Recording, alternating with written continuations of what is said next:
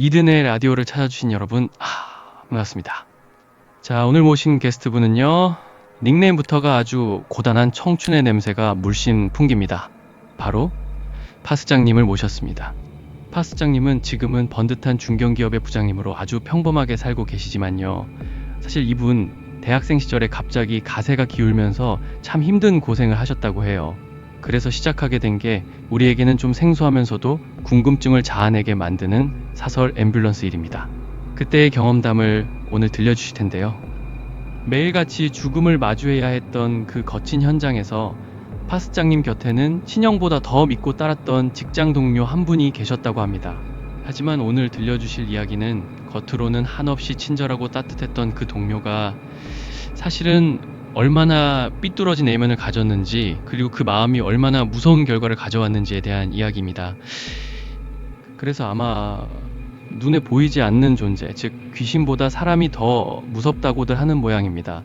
오늘 사연 또한 게스트분의 생생한 증언을 담은 사전 녹음본으로 준비한 점 알려드립니다. 과연 파스장님에게 어떤 기이한 일이 있었는지 지금 시작합니다. 안녕하세요, 파스장입니다. 오늘 제가 꺼내려는 이 이야기는 사실 제 아내도 모르는 제 인생 가장 깊은 곳에 묻어두었던 기억입니다. 그저 무덤까지 가져가야겠다, 그렇게만 생각했던 일이었는데요. 최근에 평소 가깝게 지내던 거래처 사장님께 우연히 이 얘기를 털어놓게 됐습니다. 사장님께서 제 사연을 다 들으시고는 이건 혼자만 안고 있기엔 너무 아까운 얘기다, 꼭 한번 세상에 공개해봐라 하고 몇 번이나 간곡히 부탁하시더라고요. 그래서 며칠을 꼬박 고민했고 이걸 정말 꺼내도 되는 걸까 수십 번 스스로 되물었죠. 그러다 그래, 이제는 말할 수 있겠다 싶더라고요. 아니, 어쩌면 이번 기회에 제 가슴 속에 맺혀있던 걸 정말 다 털어버리고 싶었는지도 모르겠습니다. 그래서 정말 큰 용기를 내서 이 자리에 섰습니다. 가만히 따져보니까 그때 제 나이가 지금 제 아들 녀석 나이더라고요. 딱 그맘때였습니다. 당시 제 아버지가 지방에서 조그만한 가게를 하셨는데 그때는 친척끼리 신원보증을 서주는 게 당연하던 시대였죠. 순진한 저희 아버지도 그런 마음으로 보증을 서주셨다가 집안이 하루아침에 풍비박산이 났습니다. 당장 휴학은 했지만 다음 학기 등록금은커녕 우리 가족 먹고 살 길조차 막막하더라고요. 정말이지 찬밥 더운밥 가릴 때가 아니었습니다. 그래서 아는 이 하나 없는 타지로 무작정 몸을 던져 처음 마주한 생업이 바로 사설 구급차 일이었습니다. 가진 것 하나 없는 20대 청년이 할 수 있는 일이라곤 몸쓰는 것뿐이었는데 거긴 일반 알바치고는 돈이 꽤 됐어요. 무엇보다 당장 갈 곳 하나 없던 저한테 숙식 제공, 이 말은 제 처지에선 고민하고 자시고 할 것도 없이 그저 아유 웬 떡이야 싶었던 거죠. 그게 제 발등을 찍을 독이든 성배인 줄도 모르고 당장 먹고 잘 곳 생겼다는 생각에 그저 싱글벙글했던 겁니다. 사무실 문을 열고 들어가는 그 순간부터 알겠더라고요. 불과 얼마 전까지만 해도 엄마가 차려준 따뜻한 밥 먹으면서 학교나 다니던 저 같은 평범한 대학생이 감당할 수 있는 곳이 아니었습니다. 우선 사고 현장에 1초라도 빨리 도착해야 한다는 강박은 늘 저를 쫓아다녔습니다. 늘 좁은 도로를 아슬아슬하게 질주하며 마치 전쟁터를 방불케 하는 속도전을 치러야 했는데요. 당시 20대 중반이었던 제가 마주한 그곳은 매 순간 숨이 막히는 그야말로 무법천지였습니다. 특히나 어쩌다 사람이 죽어나가는 처참한 사고 현장이라도 출동하는 날에는 그 잔상이 머릿속에서 떠나질 않았습니다. 한동안은 물 한 모금조차 넘기지 못할 정도로 정말 괴로웠습니다. 죽음을 가까이서 본 적 없는 나이였기에 매일이 공포였죠. 그래도 죽으라는 법은 없다는 말처럼 함께 일하는 직원분들이 참 좋은 분들이었다는 게 큰 다행이었어요. 50대 큰아버지 뻘부터 40대, 30대까지 연령대도 다양했는데 다들 저를 조카나 막내 동생처럼 참 살뜰하게 챙겨주셨거든요. 이 형은 당시 30대 초반으로 거기서 가장 젊은 축에 속했는데 아무래도 나이 차이가 제일 적다 보니 제가 들어오자마자 마치 자석에 이끌리듯 정말 빨리 친해졌어요. 그 중에서도 제 바로 위 선임이었던 기철이 형. 그 형을 만난 건 그때 제 인생에서 제일 큰 행운이었는지도 모릅니다. 아, 참, 제가 소개를 깜빡했네요. 형 이름은 기철고요. 저는 편하게 이든이라고 하겠습니다. 기철이 형은 당시 30대 초반이었고 그 바닥에서는 오히려 젊은 축에 속했는데요. 저랑 나이 차이도 제일 적다 보니 제가 들어오자마자 정말 자석에 끌리듯 금방 가까워졌습니다. 어색할 틈도 없이요.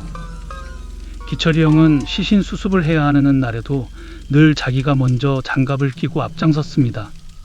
고참인 이 형님이 있으시니까 신참님은 뒤에 있으시지요. 그러면서 저를 슬쩍 밀어내고 본인이 먼저 들어갔죠. 제가 운전이 미숙해서 차를 긁었을 때도 소장님 앞에서 자기 실수라고 대신 깨졌던 사람입니다. 정 많고 재미있기까지 한 정말 친형 같았죠. 이든아, 너는 손이 고와서 이런 거 하면 안 되는데 얼른 돈 모아서 서울 올라가라. 기철이 형은 입버릇처럼 늘 그랬어요.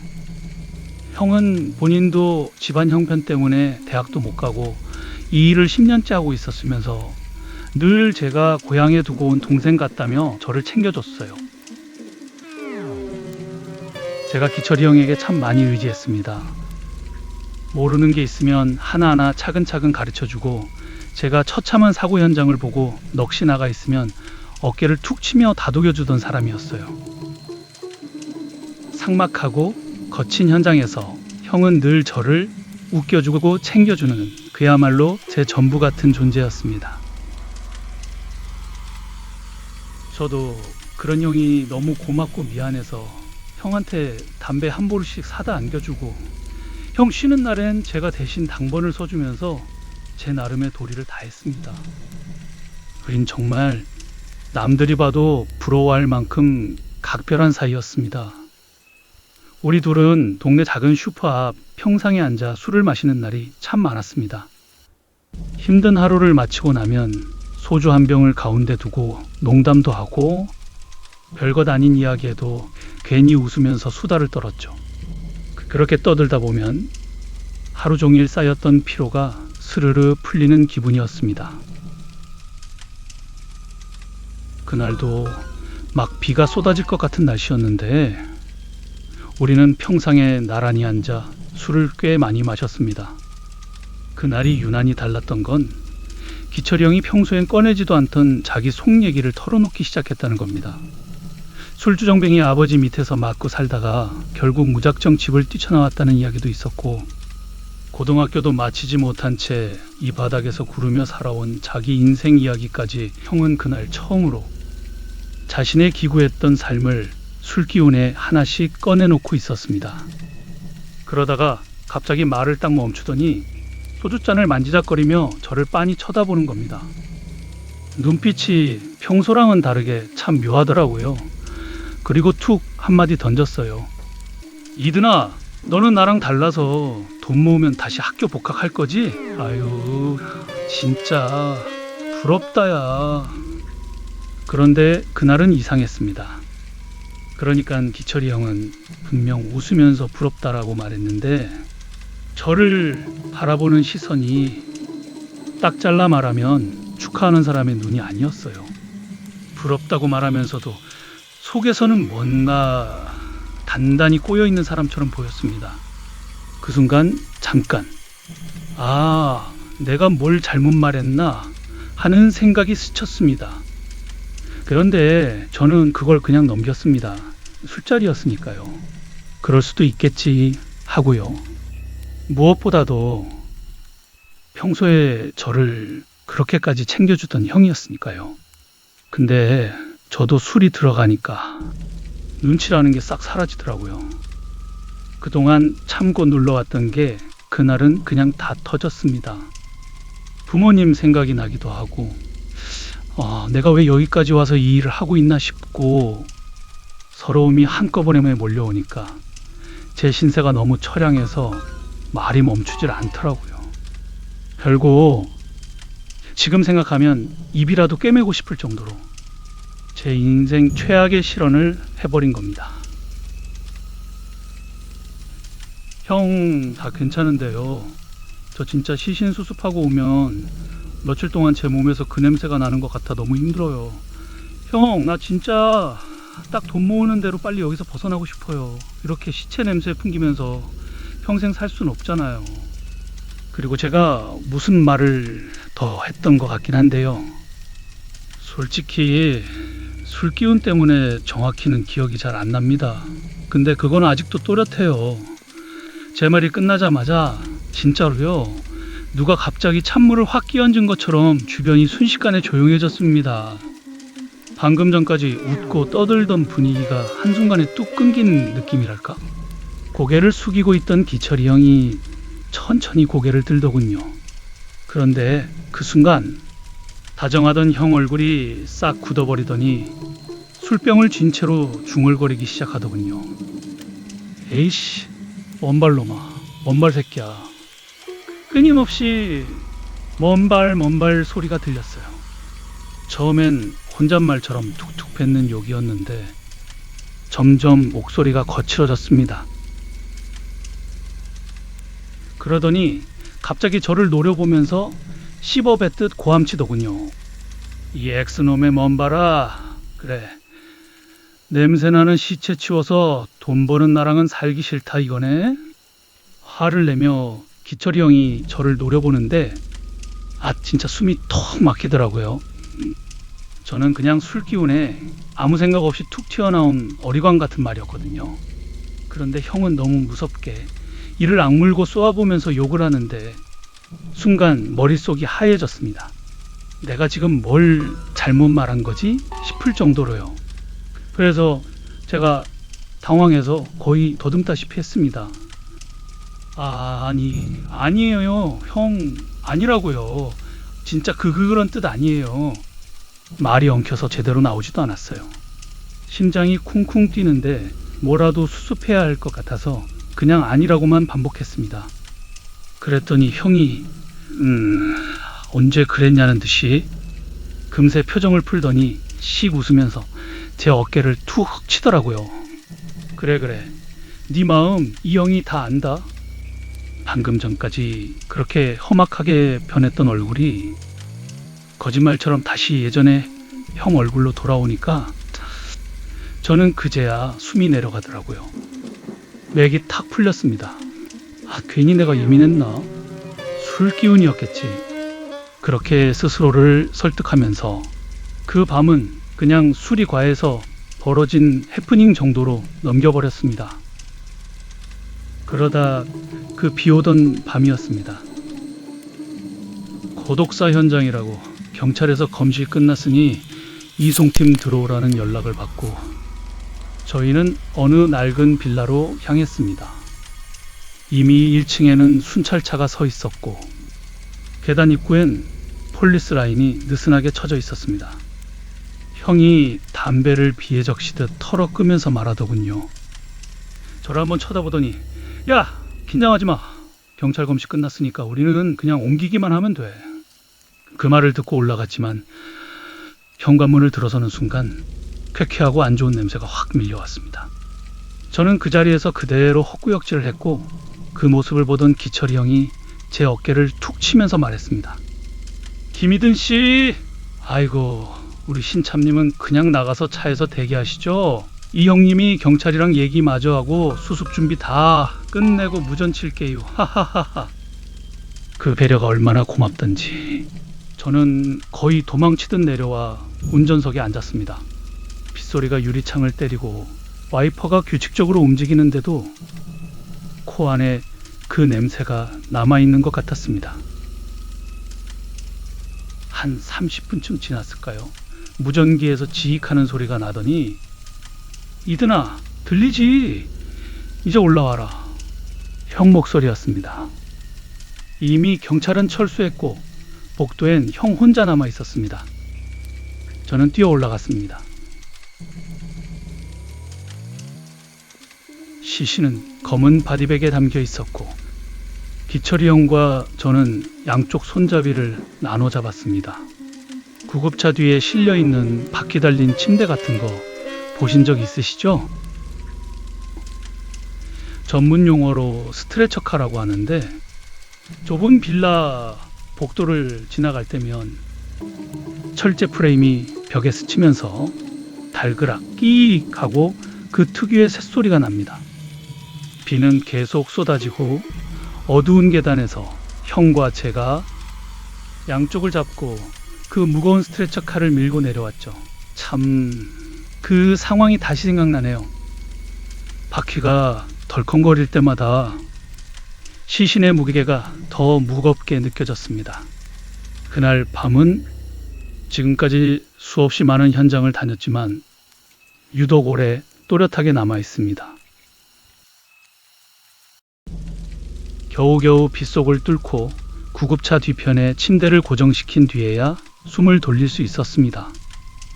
겨우 안치를 끝내고 땀이랑 빗물을 닦으면서 차에 타려는데 갑자기 기철이 형이 차 뒤에 툭 던져놨던 제 낡은 백팩을 확 낚아채는 겁니다.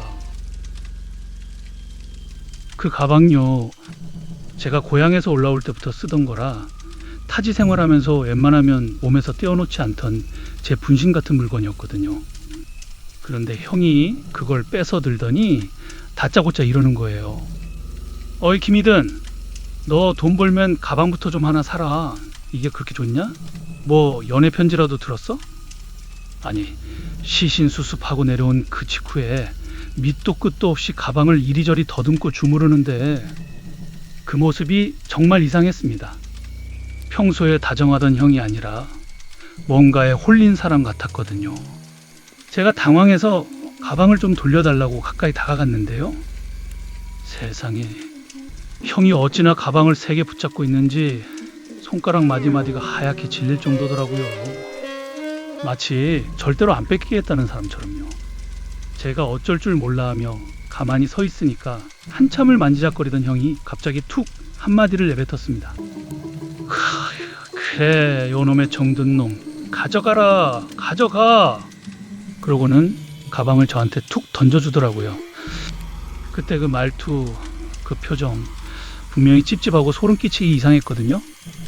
그런데 그 뒤엔 또 평소처럼 다정하게 굴면서 행정 업무를 보길래 저는 그냥 형이 술이 덜 깼나 보다 하고 그렇게 일이 마무리된 줄로만 알았습니다. 그런데 얼마 지나지 않아 결국 이 일이 터졌죠. 소장님 얼굴이 순간 흑빛으로 변하더니 저를 조용히 따로 부르시더라고요. 잠깐 문을 닫고 한참 말을 고르시다가 조심스럽게 꺼내셨습니다. 이드나, 거기 현장에서 금팔찌랑 비상금 500만 원이 없어졌다고 하더라. 근데 기철이가 그러던데 네가 요즘 학비 때문에 힘들다고 그날 들것구석에 뭘 숨기는 걸 봤다는데. 그리고 잠깐 멈추셨다가 제 눈을 똑바로 보시면서 말씀하셨습니다. 너 진짜 아니지? 그 말을 듣는 순간 머릿속이 새하얘졌습니다. 마치 누가 제 귀를 막아버린 것처럼 주변 소리가 전부 멀어진 것 같았어요. 저를 그렇게 챙겨주던 형이 저를 도둑으로 몰고 있다는 겁니다. 그 순간에도 솔직히 믿기지가 않았습니다. 뭔가 오해겠지. 그렇게 스스로를 달래면서 바로 형을 찾아갔습니다. 형, 소장님이 나한테 이상한 얘기를 하시던데 그게 다 무슨 말이야? 형은 한동안 말이 없었습니다. 고개를 푹 숙인 채 한숨을 길게 내쉬더니 마치 저를 감싸주려는 사람처럼 조용히 말을 꺼냈습니다. 저는 잠시 형이 제 편이라고 믿었습니다. 그런데 그 다음 순간 형의 눈빛이 완전히 달라졌습니다. 고개를 번쩍 들며 소리를 질렀습니다. 김이든, 에이씨, 그냥 잘못했다고 빌어. 공부해야 하는 놈이 왜 그랬어? 순간 심장이 내려앉았습니다. 저는 그 자리에서 얼어붙은 채 아무 말도 할 수 없었습니다. 형은 제 가방을 거칠게 낚아채더니 안감을 꾹꾹 눌러 보이며 소리쳤습니다. 소장님, 여기 안감 찢어진 거 보이시죠? 이 새끼가 팔찌 숨기려고 찢어놓은 겁니다. 제가 다 봤어요. 주변 시선이 한꺼번에 저를 향했습니다. 그건 그날 차 안에서 형이 괜히 제 가방을 더듬던 그때 이미 형이 찢어놓은 거였습니다. 그렇게 저는 하루아침에 파렴치한 도둑이 되었고 경찰서에서 조사를 받는 신세가 됐습니다. 그리고 결국 그 직장에서도 쫓겨나듯 나와야 했습니다. 그런데 여기서 끝이 아니었어요. 조사 도중 형사가 그러더군요. 박희철 씨는 원래부터 유품절도로 감시받던 사람입니다. 희철이 형이 애초에 그런 사람이었다니 등줄기가 서늘해졌습니다. 저는 억울한 마음에 형이 차고 다니던 명품 시계와 구두를 조사해달라고 했죠. 분명 훔친 돈으로 산 거라 생각했거든요. 그런데 결과는 더 기가 막혔습니다. 그 명품들 전부 3만 원짜리 짝퉁이었다네요. 그럼 형은 돈이 필요해서 저를 도둑으로 몬 게 아니었다는 겁니다. 그리고 대면 조사 날이었고 형은 수갑을 찬 채 제 옆을 지나가더군요. 잠시 멈춰 서더니 아무렇지 않은 얼굴로 제 귀 가까이 와서 낮게 속삭였어요. 이든아, 기억나? 너 그때 술 마시면서 그랬잖아. 나처럼은 살기 싫다고. 형의 입꼬리가 천천히 올라갔습니다. 시신 냄새가 질색이라고. 그런 냄새 맡으면선 못 산다고 했지. 잠깐 말을 멈추더니 목소리를 더 낮추더군요. 나는 이런 일이나 하다 썩을 놈이고 너는 곧 딴 데 가서 고귀하게 사실 거라고 했잖아. 나 같은 놈은 여기서 시체 냄새나 풍기며 살라고 했잖아. 그때는 형이 무슨 말을 하는 건지 도통 모르겠더라고요. 내가 그렇게까지 말했나? 술이 좀 과해서 제가 진짜 그런 식으로 미친놈처럼 말했나 싶어 솔직히 좀 멍했죠. 그 말을 듣는 내내 너무 황당해서 저는 한마디도 꺼내지 못했습니다. 그런데 시간이 지나니까 하나씩 정리가 되기 시작했죠. 저는 그냥 술김의 한 푸념이었는데 형은 자기 안에서 그 말을 곱씹고 또 곱씹다가 좋은 말로는 상처였겠지만 다른 말로 하면 꼬일 대로 꼬여 결국 피해망상처럼 저를 향한 분노로 변해버린 것 같았어요.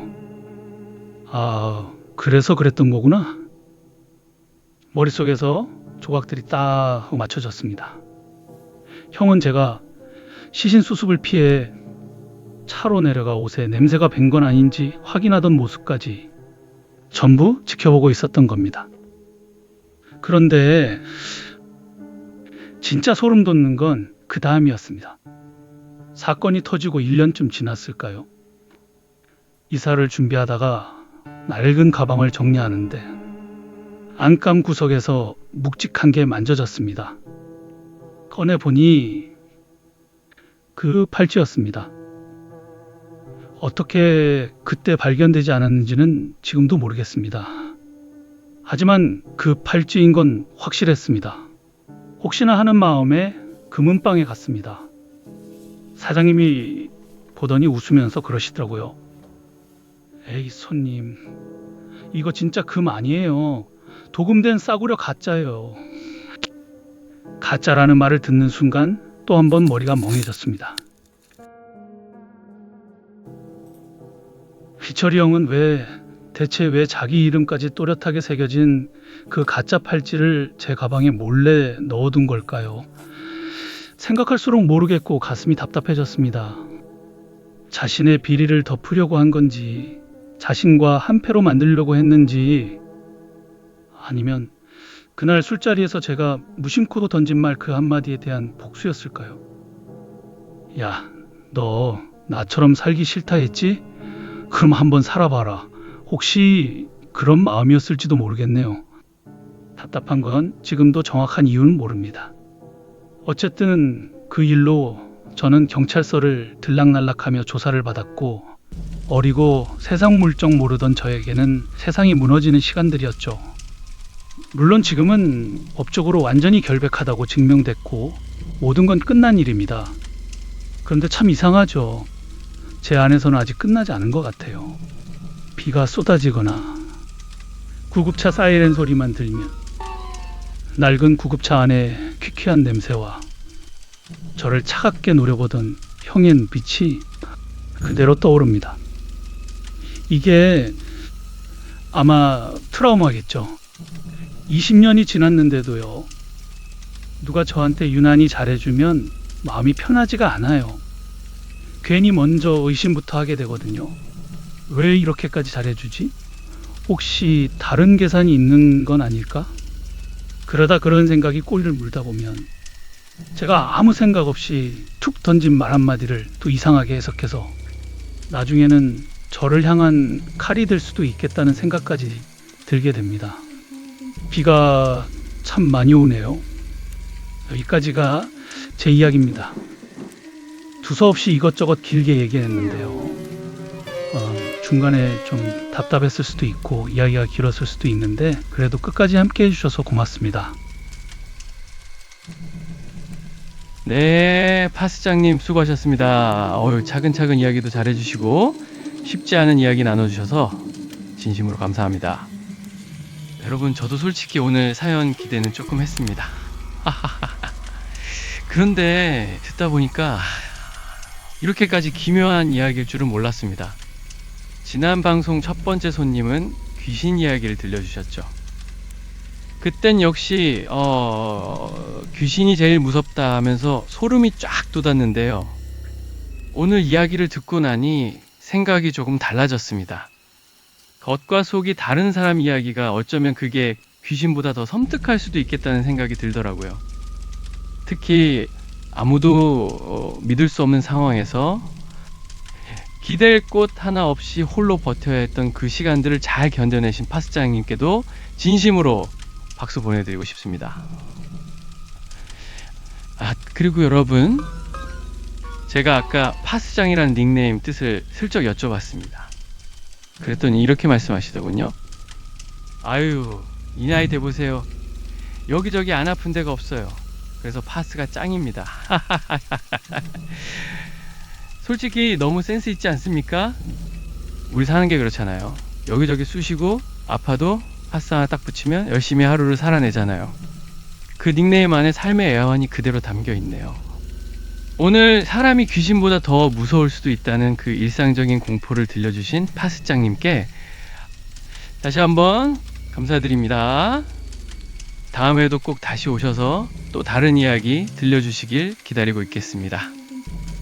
지금 여러분 주변에는 어떤 사람이 있습니까? 늘 웃으면서 다정하게 대해준 한 명쯤은 떠오르시죠? 겉으로는 웃고 있어도 속은 전혀 다른 생각을 하고 있을지도 모릅니다.